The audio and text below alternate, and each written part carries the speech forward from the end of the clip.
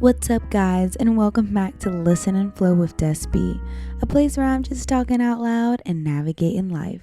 This is episode 5, episode 5, and it's a new month. So do y'all know what that means? Do you know what that means?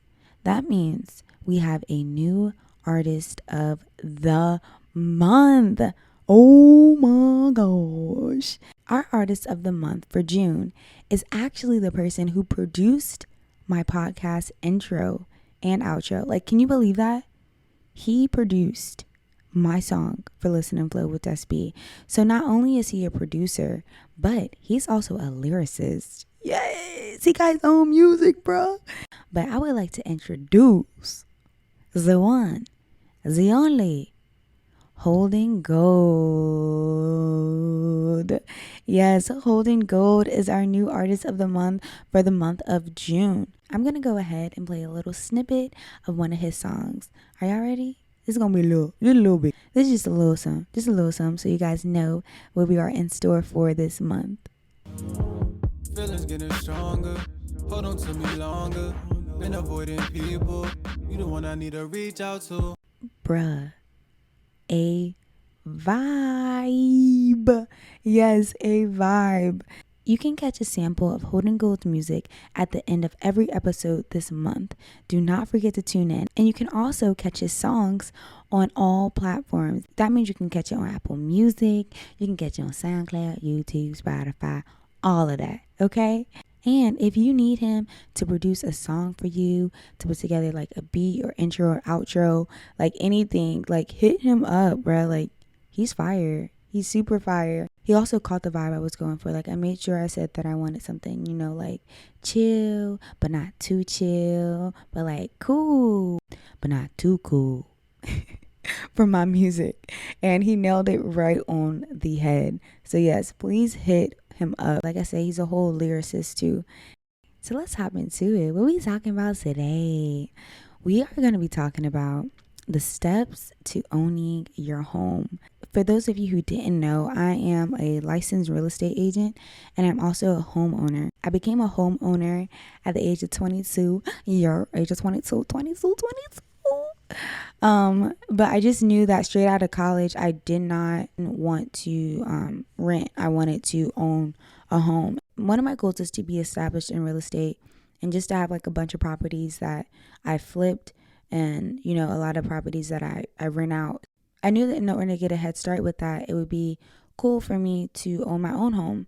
And this home that I'm in right now, I bought with the intentions of it being a rental property, but it's just super exciting to be a homeowner if that's the path that you want to take. And I think that a lot of people think that it's out of reach or it's too big to aim for, but it's definitely possible. And it's not easy, okay? It might not, like, especially in this market, and it can be intimidating, but that's what, real estate agents are for, is to help you walk through the scary steps or to help you walk through the unknown. So I actually made a whole YouTube video outlining what I did and the steps that I took to get my home. And I also have an Instagram page called Path, the number 2 ownership. So Path to Ownership. But up there, you'll see the beginning of my homeowner journey all the way to the very end. So the steps to owning your home really fast. Step 1, you got to get a source of income. That is super important. 9.5 times out of 10, lenders are not going to want to lend to you if you don't have a source of income, because they're like, how are you going to pay me back? How are you going to pay me back if you ain't got no job? If you ain't got no income coming in, how you going to pay me back?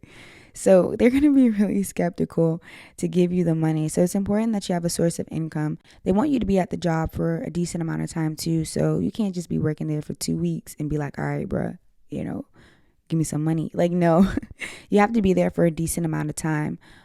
For my case, I was a salaried position. I had just got my salaried job. And for my mortgage lender, they just needed the job offer letter, where it showed that I was getting paid a salary, and it just needed to be like official, like officially from, the company or the county I'm working for. In order to even get started, I didn't even need that many pay stubs because of my salaried position. So because of that, I didn't even need to be in my job for that long. I didn't even have more than one pay stub before, I got approved.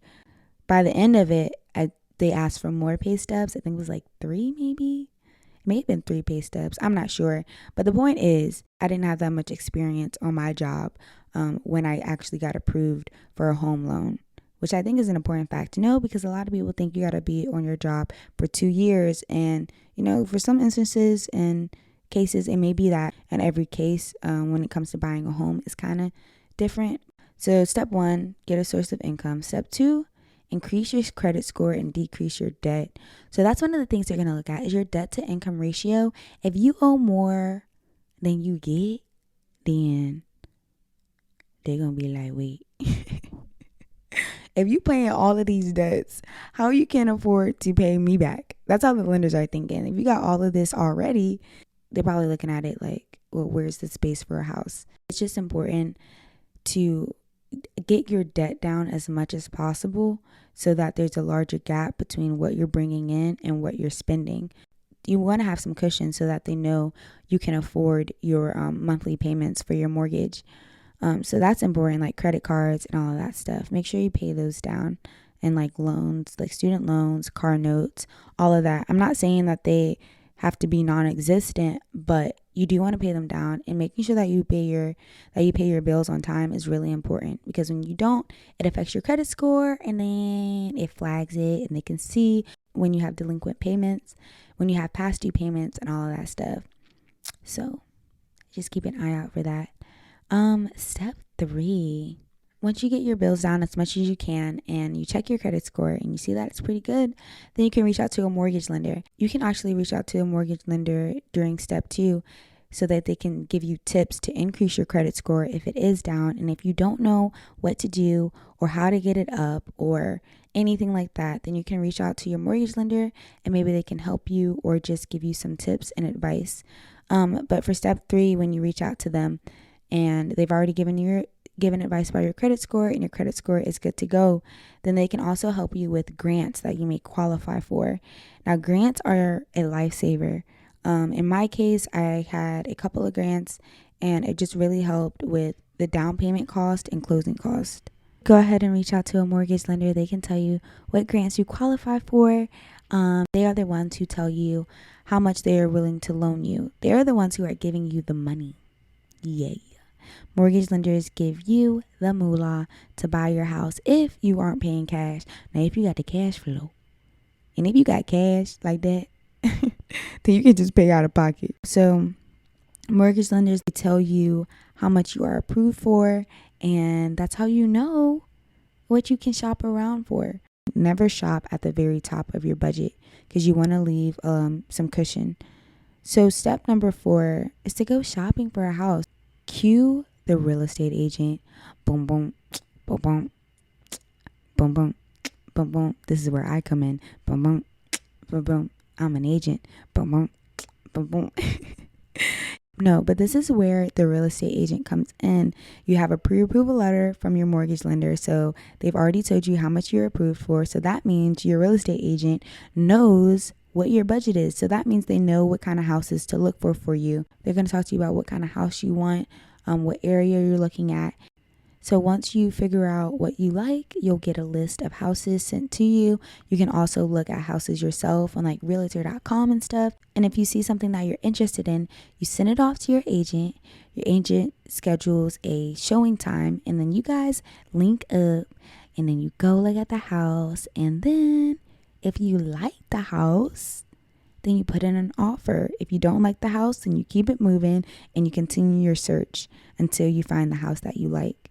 So if you do find the house that you like, you will then talk with your agent about what price that you would like to offer them. So you can go in at the price that they're asking. So say that there's a house that you really like and it's listed for $220,000.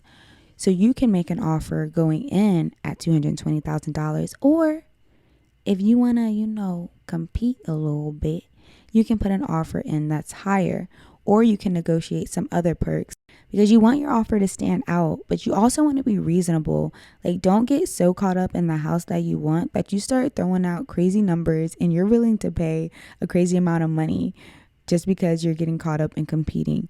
Be careful what you're promising the seller, okay?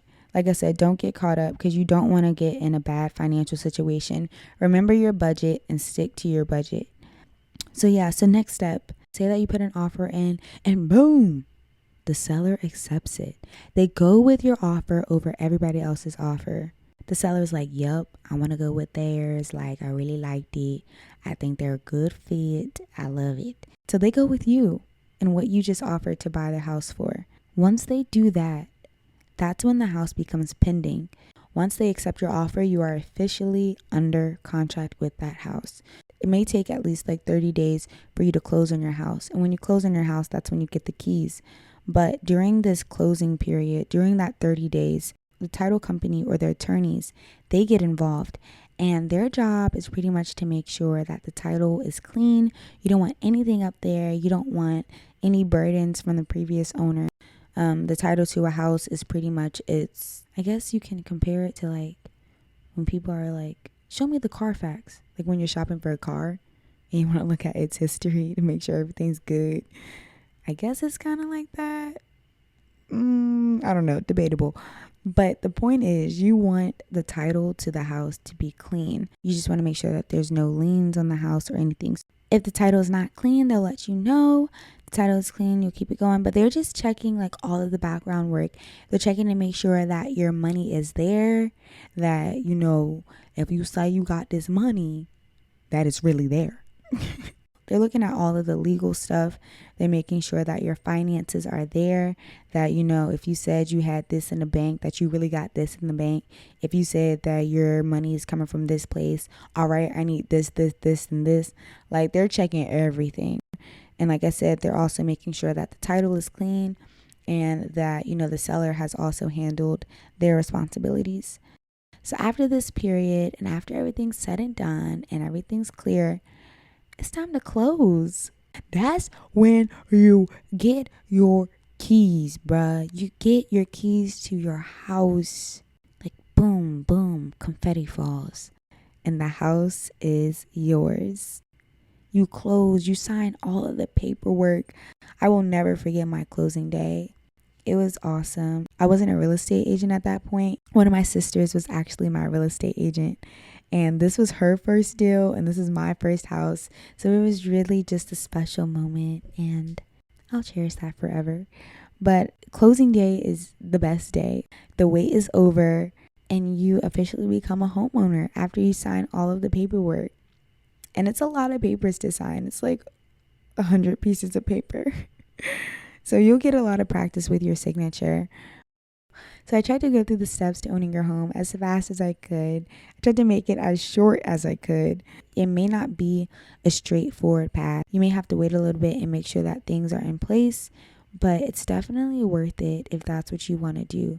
And I think there's a lot of power in, you know, having your own space and your own like land. That's one of my goals too. I want to own land. I want to own land.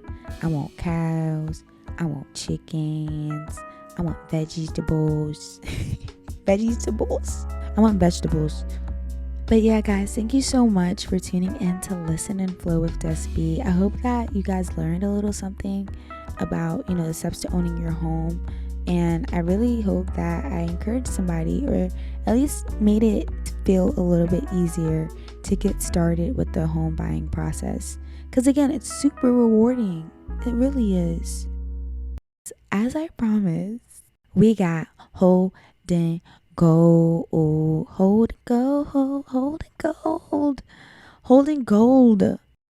This song I'm about to play is titled. Why did I say it like that? Titled.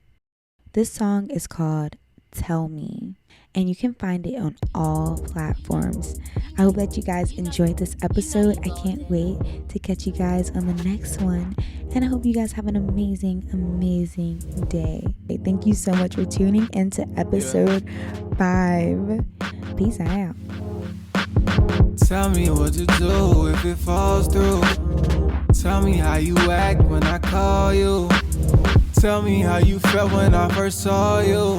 Tell me all the things I'm hearing now are all the truth. I wanna feel something. You touch me, don't you hold back. You fuck me.